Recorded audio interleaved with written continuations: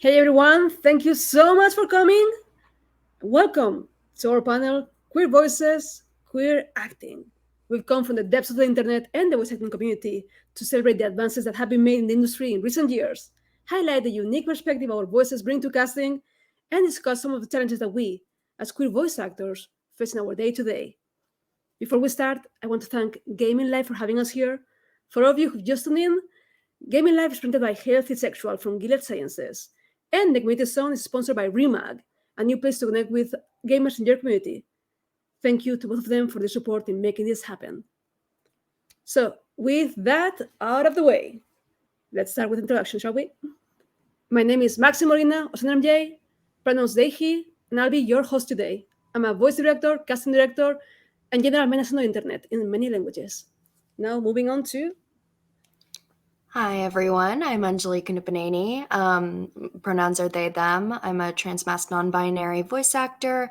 I also cast, I direct, I write, I do production, kind of just dabble in a lot of different areas. And I'm excited to talk about some issues that I think are pretty important from a queer perspective in the VO industry today.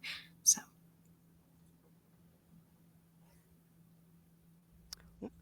Hi, I'm Calvin Joyle. I am also a voice actor. My pronouns are he, him.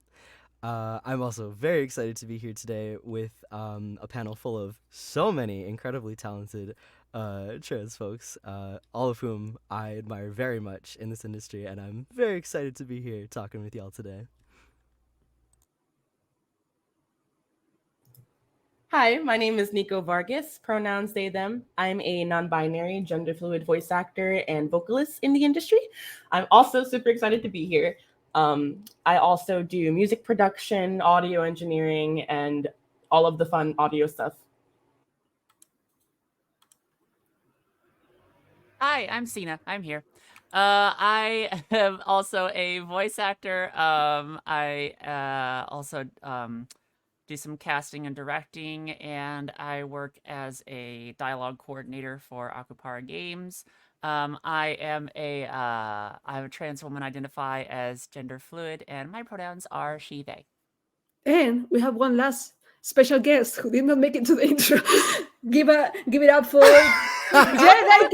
Hi everyone, my name is JDK. Primarily credited as Joshua David King on most of my things.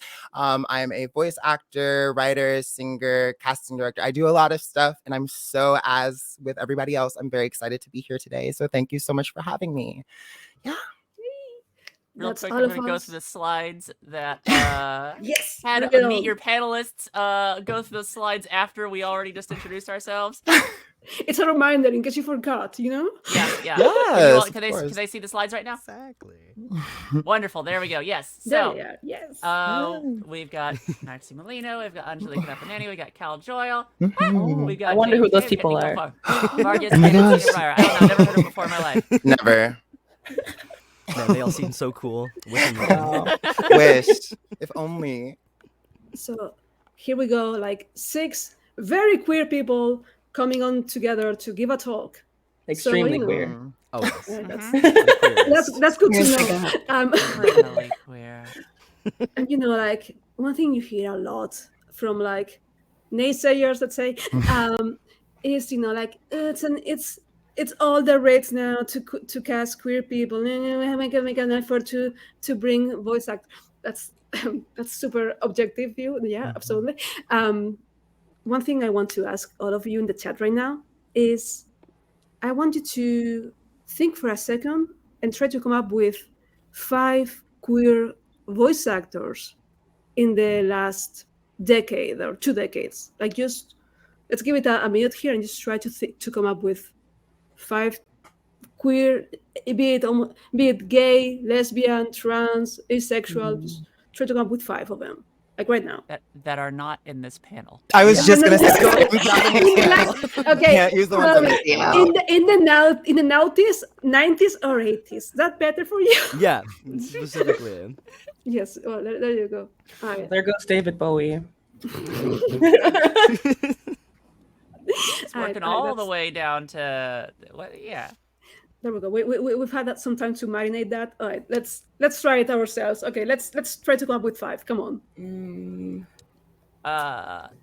The late Maddie Blaustein, Yes. Maddie. my hero growing up. She was the Amazing. not the original voice of Meowth, but like the one most people know. The gotta catch those Pokemon. That Meowth. All right. Yeah. Cal, tell me one now. Me. Oh, sorry. Me tell you one. There is Kevin Conroy, the voice of Batman. Like, Yes. he's Batman. He's queer, Batman. like, straight up. Batman. The JD. issue that he did for Pride, I think it was last It was so June, beautiful. right? It was incredible, and I cried reading that. That show Also, had such an imprint on me and so many people. Yeah. JD, do you have any right now? I must admit, I was gonna say Kevin Conroy. That's kind of my one where I've been like, oh my gosh, We were all going to say so Kevin Conroy. cool. So I'm kind of drawing a blank. I'm not gonna lie. I'm drawing a blank right now, but I feel like that's what's great about this conversation is that Yes, we're going to get into how many there are already. You know what Exactly. I'm saying? Yeah, So yes, exactly. I choose to make that my answer. we all choose Kevin Conroy. I Yes. myself would say Vincent Price, who is like it's very much not the time frame I say. I'm sorry, but Nico, do you have any? Anjali, Nico? So was it okay? Was it the last decade? Precise. Yeah, sorta. Yeah, kind of. Okay. Well, when did Finding Dory come out? Because Ellen DeGeneres was on that one. That's You're true. right. You're totally That's true. correct. And then we got Raven Simone, which are both True. just lesbian. Yes. Has And Raven then- done voice work? This is Oh, news to yes, me. he was, I believe I'm Raven sure. was in Impossible. I'm pretty Oh, sure. you're probably right. That's Yeah. One, pretty one- sure. one second. Here's what I'm coming to. A panel of 6 voice actors racking their brains for like a whole 3 minutes have come up with all of 5 voice actors. Did we even get to Yeah. 5? Did I we? don't even I missed know. been like 4 or I can- 3, it's maybe. true. Okay, Yeah. so I'll add Akihiko Miwa then. Oh my gosh, yes. Yep. but that's the Akihiko thing, Mi- right? Oh, Here's very the thing. good. It's very good. There may have been like more that we're not sure about, Sure. but Of course. that may have not felt safe to come out Mm. during their Yep. time in the industry. Exactly. Every day we are making steps towards having a more safe, more welcoming industry where we feel like we can be ourselves. But this has not always been the case. And that's a shame because we really bring our own unique perspective to everything we do. Absolutely. 100%. What would you say as a casting director, Anjali? What do you bring as a queer casting director to the table? I think that some of the perspectives that we have, being queer, like from a casting perspective, that cis casting directors might not necessarily have. I think a lot of times comes to just a lack of information and the benefit of experience. Because oftentimes I think that they don't necessarily ask the questions that they need to be asking or know what they don't know to be asking those questions in the first place. Right. And so oftentimes I feel that there's a fear of these days, a fear of offending, a fear Yeah, of, very much so. Yeah. just this apprehension to even start a conversation on filling their gaps of knowledge, because they're scared of backlash, really. Literally. And that, And ironically I ends feel up like the doing end more result- harm than help. Right. Exactly. And I feel like the end Yeah. result of that is we all suffer because we have to meet them halfway when they're not meeting us halfway, trying to fill in those gaps. And that's really, really tough. And so I think a lot of times having queer voices in the room, it's preventative. It helps us, be a part of the decision making to let people know where those gaps are and like fill in those blanks when they don't know what they need to be asking or saying. Right. Does I it think that's a resonate? big part of it. That's a pretty Yeah. large section of, I think, Does what this we're resonate missing right now. with everyone here? Like everyone, how often have you found yourselves in either side of the table here, like in either side of the conversation? Like how often does this resonate? Yeah, it's interesting. I think to Anjali's note, is that it's very interesting working with clients directly is like being queer and casting. You sometimes deal with some of the same verbiage you've heard. At least like we're all actors as well. So we hear sometimes like, well, you sound like this and you sound like this. And so we can't cast you because you sound like this. And it's like almost as if before knowing of someone's identity, the voice is fine, everything's cool. But it's like something that comes with like the seeing the actor. It's like almost like this bias is then formed of like, well, I don't know. And so what I would say is I've just noticed that I have to explain a lot. Like I may look and present a certain way, or this person may look and present a certain way, but if they're comfortable enough submitting for a job, that means they're comfortable enough with getting the job. And I feel like a lot of times what happens with casting, especially when you're queer, and I've heard this as an actor, is like, oh, well, I didn't know, kind of what Anjali was saying. I didn't know if I could, because, you know, you're technically like NB, and I didn't know if you would be comfortable playing a man. And I'm like, well, I submitted for the man. So yeah, probably. Like we know ourselves better than you Right. know us. Exactly. Right. That's How something about I've definitely heard. as director? How often do you run into this as well, Sina? Like when you're directing, what kind of language to use? So I, as a director, yeah, I'm lucky enough that most of the things I cast, I have been able to cast with no, not a care. The client was like, yeah, I do not care about gender, just whatever they bring. So I'm like, cool. I'm just gonna take whatever they give, and it's like, yeah, it worked out. As a director, I would say, sorry, what exactly? What are you asking? Well, how do you go about your perspective on language? Like when you're about to direct someone, because you know a lot of I us see what you're saying. are gender queer here, so you know. Yeah.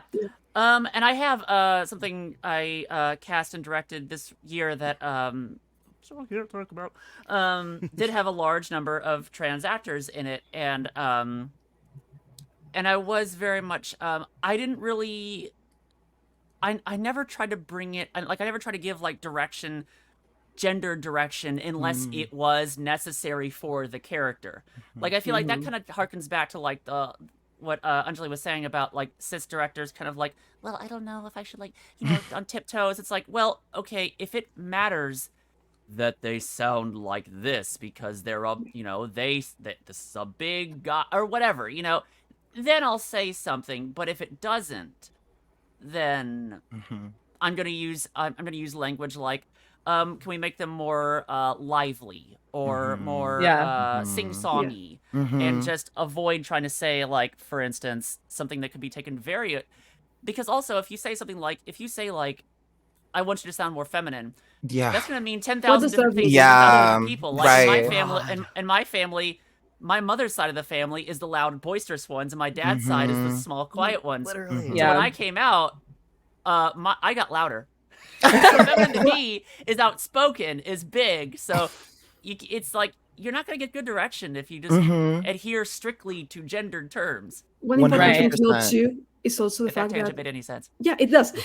Gender is very much culturally based. Yeah. Like what reads feminine to me is not what reads feminine to someone in Japan. So what reads feminine to someone in 100%. America. So what it's very based. Carl, Nico, as actors, when you receive language that doesn't resonate with you, how does that process? Like, how do you go about it? What do you do when you're being directed to address this kind of thing? Yeah, I honestly, so with my background, I have a vocal education background.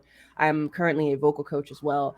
To me, it's not hard to use neutral terms like high or lower. It's not difficult. My gender does not interfere with someone giving me direction. It doesn't make me incapable of doing a job. If that's something in my range, then just say that. Just, you know, I've heard masculine people who have been higher or vice versa. The status quo is always changing. And quite frankly, I don't feel as though, what was the question? Like when you're on the acting side, like how do you bring your perspective into that? You know, when you're finding a director who's like being awkward about this kind of thing, or that doesn't know how to say the right words to kind of like kind of like not make it super cis het, you know? Yeah.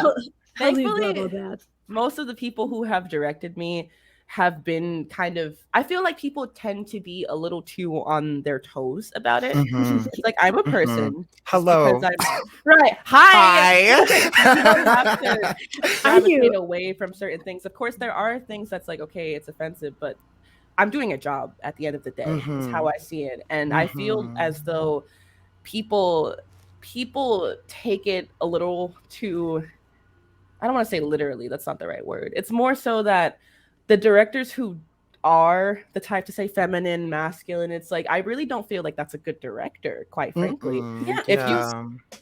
if you can't specify what exactly you're looking for, just feminine, masculine, what are you looking for? Because even within those categories, there's different ranges of feminine or masculine. It's an umbrella. It's It's like, an oh, there's so umbrella. many things It's an underneath it. umbrella. Also, I Yeah, feel like yeah. that's We'll something that pop should have in been and let's taken chat. care of. Oh, no, Sorry, go ahead. I was like, I feel like that's something that should have been taken care of in casting anyway. Yeah, Yes. yeah. Like- and as a gender fluid person, I don't personally, and that's only for me, everybody's different. I feel like people should learn to cater to different people. Yeah. Because you know, different people need different things. For me It's personally, 2023. yeah, exactly. For me personally, as a gender fluid person, if you say more feminine, I'm like, okay, cool, but what do you mean? I can make my voice higher, but what do you mean by that? Do you want me to be this way? Do you want Do you want that? it to be Like, do you want sultry? Do you want motherly? Right. Do you want cheaper? Do you want what do you want? Like right. We need more direction- descriptors. Yeah. Something as well that's like I've experienced that was quite frustrating, and I think a really big example of why you really need queer people in like directing and casting studies, especially with queer characters, is when you're cast for a queer character from a cis person, specifically like a trans character, who doesn't understand what a trans person actually sounds like. I had a character I was cast for once that was a trans man, and the people directing it did not understand what a trans man would even sound like, and they kept asking me, "Can you go lower? Can you push it lower?" And I hit a point where I'm like, I hit a point where I'm like, you have to realize if you tell me to keep pushing this lower, he's not going to even sound like a trans man anymore. Yeah. Like, because a trans man wouldn't talk that way. He wouldn't be like constantly really pushing his voice this low unless he's really compensating for something. But like, Yeah. Yeah, no, I was going to say a metaphor, but true enough. That's how we get these castings that like that. I'm not going to name names. We all know which ones they are that are so disastrous because it's like, who are you even looking for? Yeah, truly, because exactly they don't know. Like I do remember the time before I ever talked to a trans person that I knew. You know, like I when I was like, oh, trans man, I guess there is a woman. Because I had no idea what that meant, you know. So I see how it happens, but that's precisely why we need more people making decisions.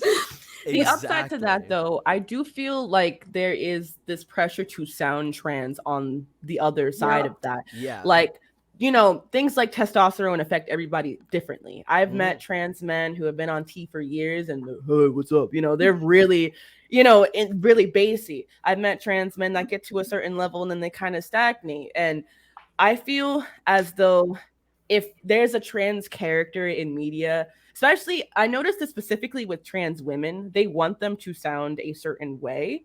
Yeah, if that makes sense. Like this. I've noticed that a lot. And as a not trans woman, I'm kind of, you know, in the middle of that umbrella. But it's something that kind of irks me because people don't, you know. I'm gonna cut you off for a second, precisely to go to the next question because this is very relevant. Yeah. How do you all feel when you see representative casting? Like when you see yourself in the casting itself? Oh, actually, we don't have a select run. Never mind.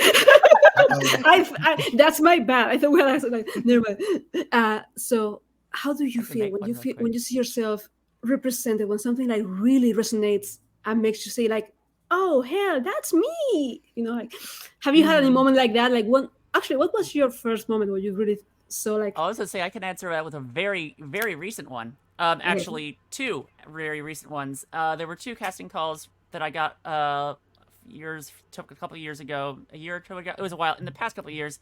Both looking for Latino trans women. So I auditioned because there aren't many of us. Both of them. One is Goodbye Volcano High, just came out. The other is something I still can't talk about, but I know who got both of those. NDA. And they're both people I've never heard of. And it was like, but instead of being, I was like, it was it was refreshing to, like, they were both Latino trans women, to both know, oh, this is good. This is going in the right direction for once. Yup. Mm-hmm.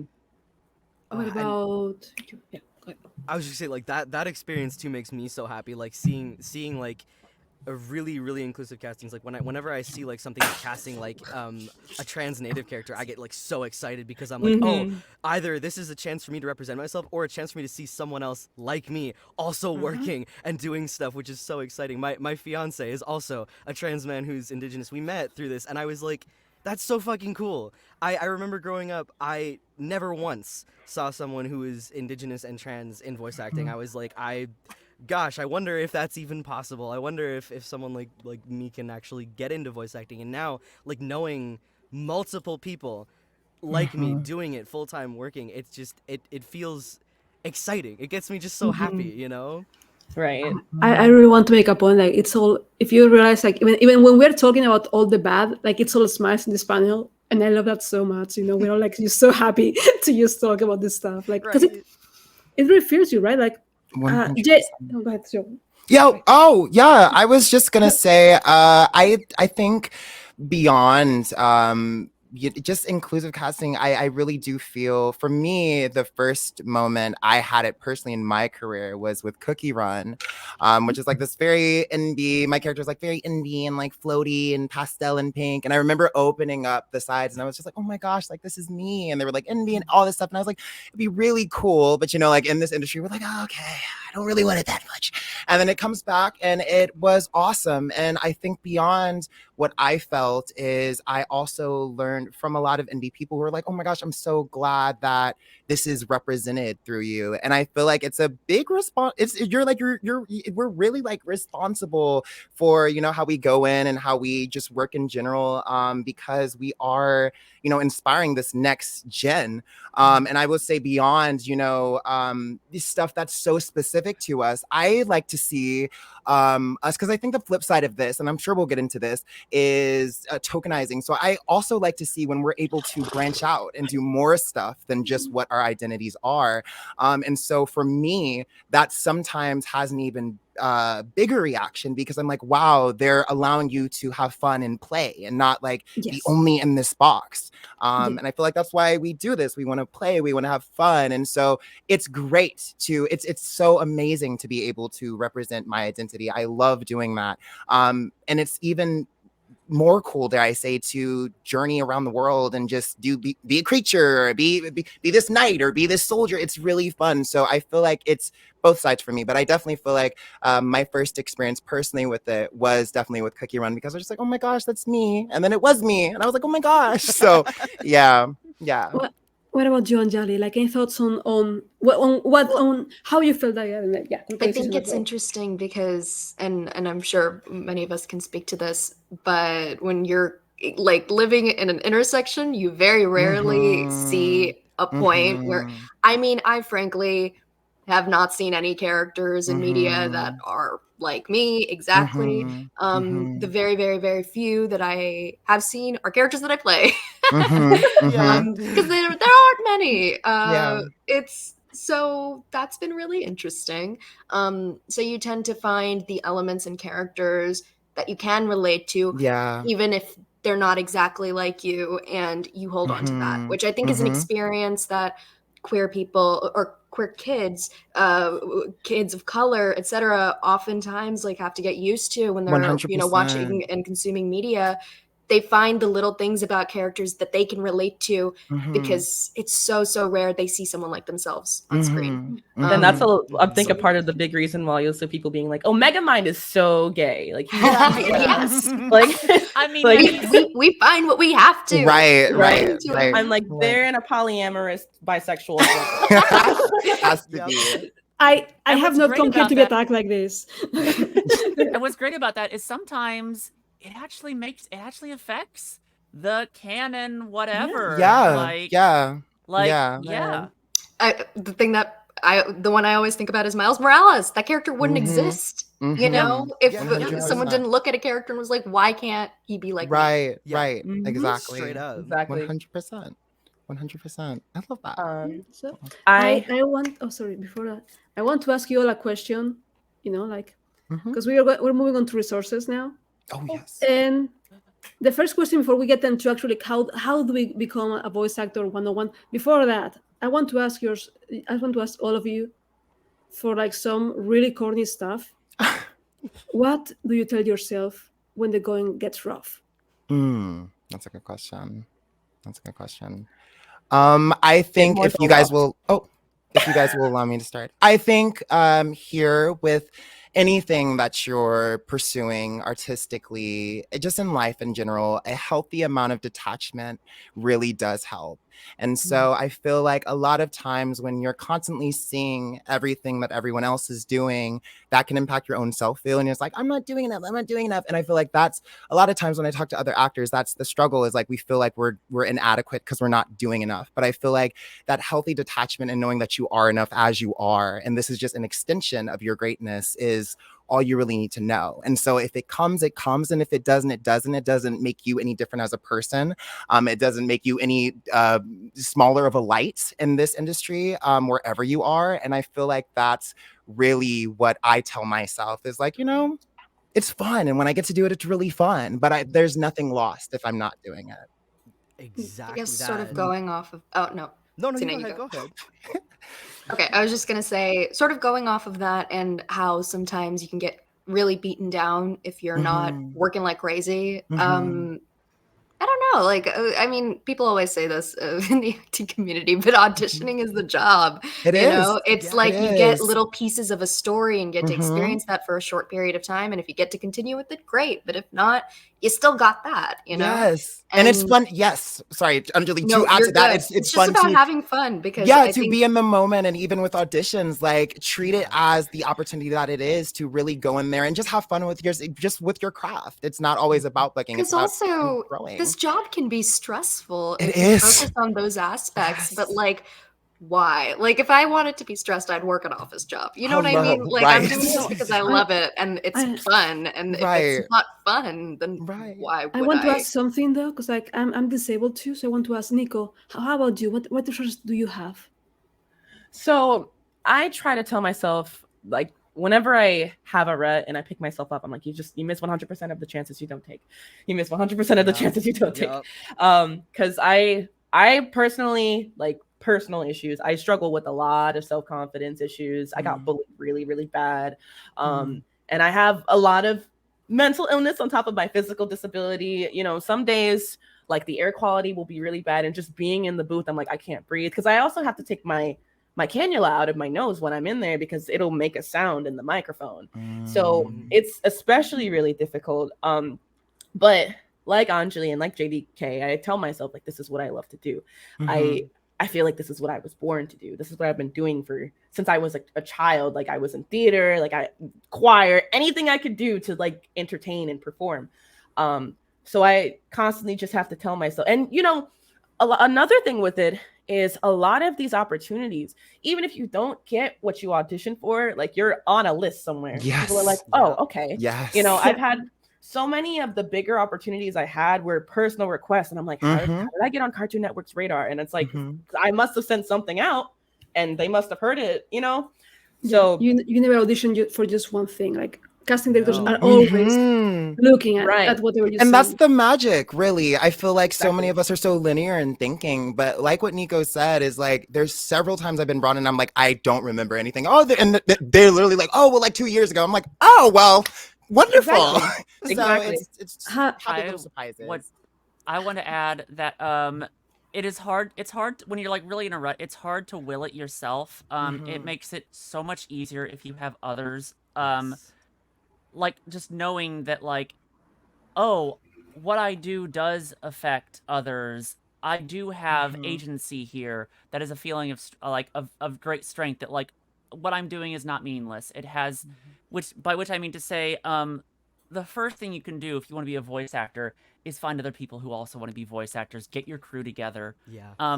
You don't have to. That doesn't mean you have to be friends with, Matt Mercer or people who are like, find your folks who are like, hey, People who are coming up you with want to do this too, right? Or like go on voice acting club or It's- whatever else, and just talk to Mhm. people and network and get to know it's a folks. it's a marathon, not a race. You Yeah. know, Exactly. And you might Right. feel like you're the outsider looking in. Everyone feels like they're the outsider Mhm. looking in. Oh yeah. Everyone.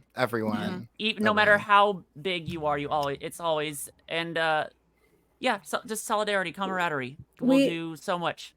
we are all like, you never know anyone else's struggle, so don't just assume that, oh, that person is too good for me. No, Mhm. we're all just nerds doing Mhm. voices, at the end of the day. Right. And like that, oh gosh, that to me, like that's the thing I always say to myself, that I remind myself, like you said, it's not a race, it's a marathon. Like you have Mhm. time. You So have much. time. That's this year has been like, that's the thing I've really tried to like make clear to myself, is like, it's okay, like if you are in a rut, if you are feeling really bad, it's okay to take a break. It's not going to disappear. People are not going to Mhm. suddenly forget about you. You're not going to have thrown away your chance. You can just take it slow for a year, for 2 years, for a month, whatever you need to do. You can take time, because like, oh my god, I'm going to be acting till I'm like dead. I'm going to be acting in my 80s. Are you Right. kidding me? I love acting. Dang, So, they like, got us. right? Well, and like They got us. Yeah, I should no, say that was no slight against Matt Mercer. What I said, if you happen to know someone who's really big off that's the bat, great. Yeah. my, You're not strong in my my speed loves, dial. I gotta stop you now, because we Yeah. have 50 minutes left. Right. It's time Oh. for QA. Ah. So we are here to answer your questions. As I promised, we'll give you some resources on how to become a voice actor, like some very, very, like, where to go while you're getting your questions ready. So Mhm. please go ahead. Anyone who feels like doing the come to this place to be a voice actor bit, because I think everyone Well, I says. Go ahead. I mentioned VAC, the Voice Acting Club Mhm. Discord. It's run by Kira Buckland. It's like 23,000 members in it. It's Oh, wow. crazy big.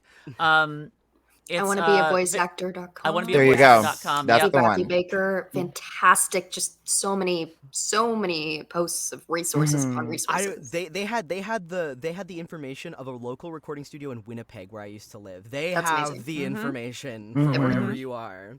Mhm. Taking classes is also, even if you might think, oh, I'm going to be so out of my league here. You'd be surprised. Just take a class. Just an acting. It's And it just doesn't have to Right. be as an acting a voice an acting class from your class. computer. It doesn't. It can just be Yeah. like an acting class and like Yeah. a local Or that, acting yeah. class. An improv Anything class. that's Improv classes for sure. Improv for sure. Improv I think for sure. that's one of the ones that I feel like is surprising to a lot of people, is improv. Is like, there's gonna be times when you're in the booth. I find this especially with games. Like the director will Yeah. just like, just have fun. And I'm like, okay, I'm glad that things are constantly going in my brain so I can say something. But it's definitely something, it's definitely a skill you'll want to learn, is improv.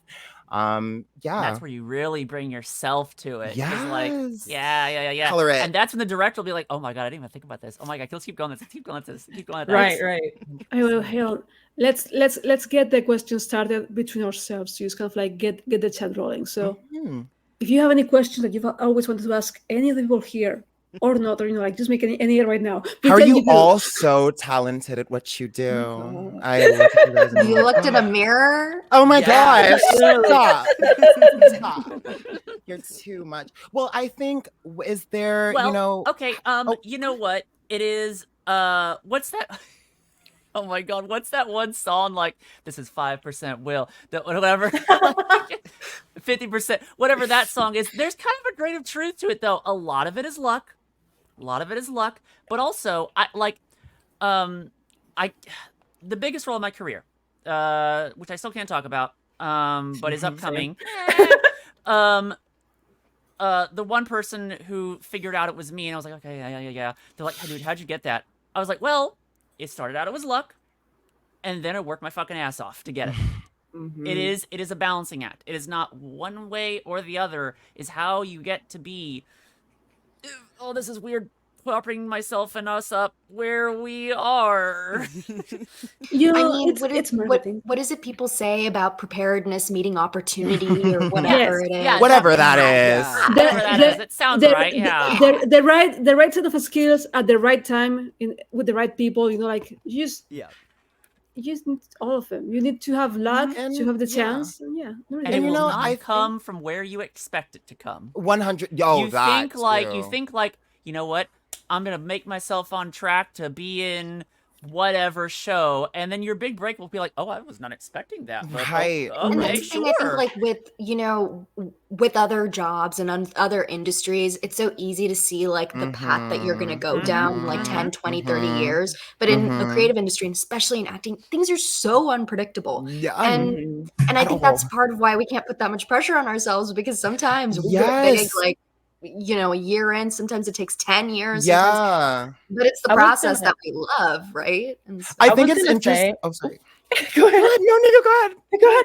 Are you sure? Okay. I was just gonna say, I feel we are like. just kicking. Go ahead. Yeah, I was just gonna say, I feel like part of where a lot of the suffering comes from is kind of what I said earlier, is like, we're in this because we like doing it, and I genuinely love doing this. And so I think at that certain point when we kind of take in our surroundings, it's like, okay, but I want to work these, I want to have this to my name, like I want this. And I feel like if we were kind of less focused on the outcome of the audition and just having fun with it, having fun with the opportunity, whatever it is, that would sooner grow something and bring something greater to you than stressing over each and every one you do, because you're not presently enjoying the opportunities that you have at your disposal. If you get it, you get it. If you don't, you don't. But an opportunity is an opportunity. They're calling you in because they're saying, we would like to hear you for this. And so I feel like if we could kind of like I don't know where I got here. I don't know how I got here, but I feel like it was important. I feel like if we can take some of the emphasis off of the outcome, and like Anjali was saying, like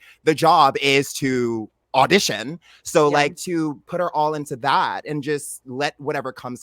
It should be a surprise and less of a torturous, I need that, I gotta get that, because it's like it's so unpredictable. And it's like they may call someone in that's never acted before in their life, and then that can also impact. It's like, oh well, I say it's too many factors to get so obsessed with. So it's like all we can do is what we can do, and after that it's like, hey, so that's It's another good thing. it's good to have drive. You gotta have some drive and be assertive, but also like don't be to the point where it's like people don't like you because of it. Right. Yeah. I Right. think Yeah. the biggest. Yeah, go ahead. Oh, I was just going to say, but kind of going off of what you were saying, I think that really speaks to how, like, you ask any group of actors, like, what Okay. Oh, did we oh, lose no. Anjali? Oh, no. so different, and that is what is like really fun about it. And I think that can be really scary. I know it is for me, because I'm like really type A, and I'm like, I want to plan everything and know exactly what's going to happen. Right. But it's fun, like part of the like unknown and like getting to figure it out for yourself, and like stumbling into meeting where like luck, preparedness meets opportunity, whatever. That's such a fun part of it, and it's exciting to not know what's coming next sometimes. Isn't it? It's like anything could happen. I feel like a lot of people say that. It's like, oh, it's like, I don't know what's going on, but I don't know what's going on. So anything could happen. I don't know who's talking about me right now. I have a question though for everyone. How do you make peace with the fact that like you have to have fun with auditions, but also it is a job. It's not just because of the outcome, but like the fear of like, what if I don't get to it this month? That's why you do other stuff. Lucky enough that like this is a job I love to do. I don't think anybody would be. This is one of those jobs. It's like nobody who's doing this job does not like it. This is not a job you would do if you don't like it, because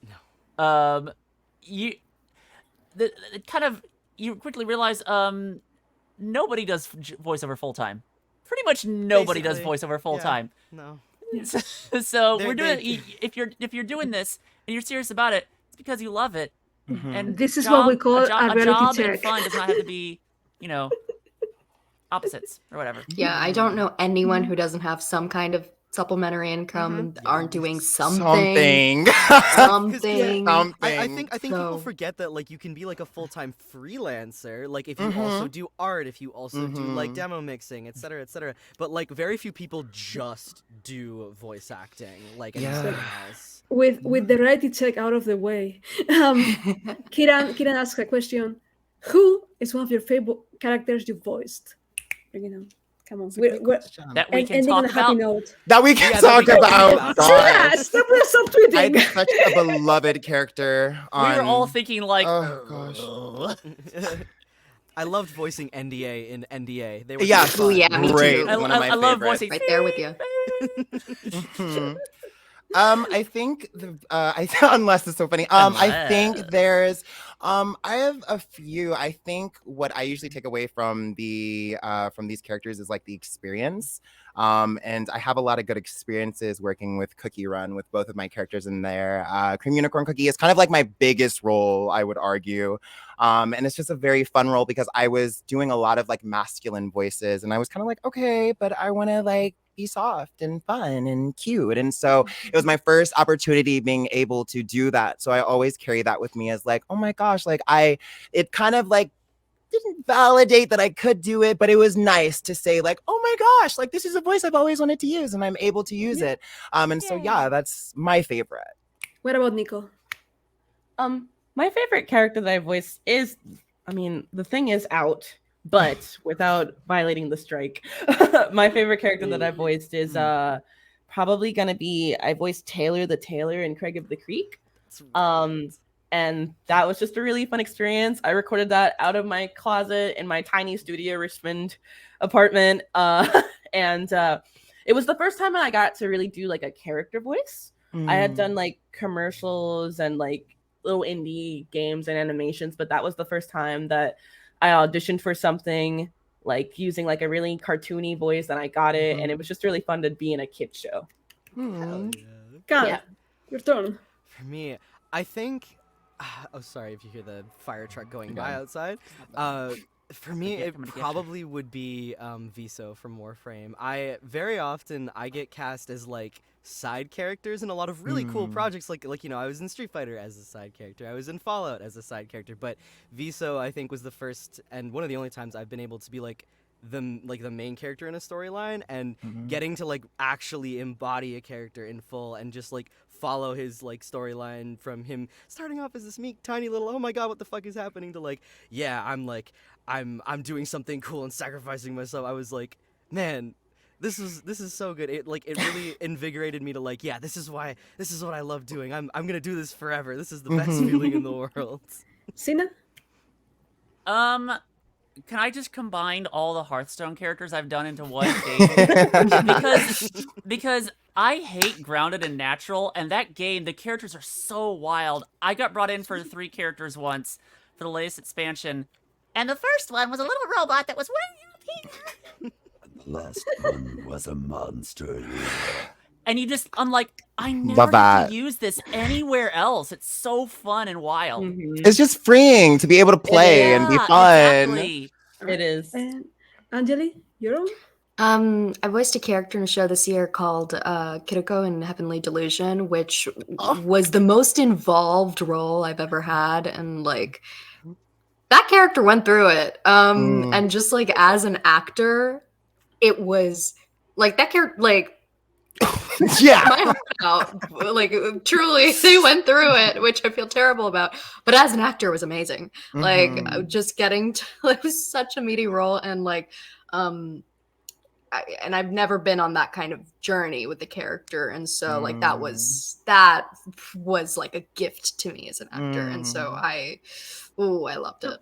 We have one question. 1 second. Bring it on. What's the question? It's on screen. I can't see. Oh. I don't know how to push myself past the cringe of letting something take over me, like choosing a character or voice and just going for it. How do you unlock that energy? It's great when you're alone in your booth trying stuff out, I was and gonna no say, one has to hear you. if someone is home, there's no way. Thankfully now I live by myself, but when I lived with my parents, It's so So I don't have a car, but if you have a car and you have a commute, hey, you're alone. You're in a box. Yep. I think you Ours just are do it enough that surprisingly you get good. used And you to also, it, and like it you is simply- desensitize it's yourself. repetition, desensitization. Yep. Having someone else who knows, like, hey, you're gonna hear a side of me that you like. Having Yes. a conversation with someone and not just assuming because that they'll be okay with it, because otherwise you're gonna be in your head. Oh, but what if they're not? Having a conversation, be like, yo, I'm gonna try to go all out. Okay, I need your back. And if they got your back. I have one very specific advice for all cringe is you don't know what the casting director is thinking.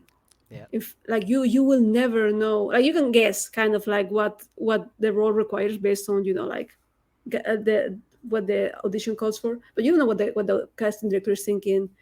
And anyone's opinion but yours doesn't really matter. You know, like you're on your own at the end of the day in front of the mic.